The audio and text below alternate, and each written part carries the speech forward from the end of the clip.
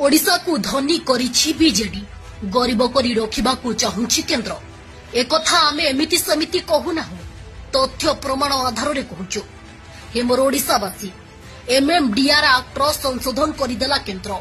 अर्थात आम खणी खादान उपरे आमर हक नाही। आम संपत्ति उपरु आम मालिकाना नै जाई आमकू केंद्र गरीब करिबाकू चाहुछि ना धनी करिछि केंद्र। ए प्रश्न पचारंतु धाई की पळाइबे।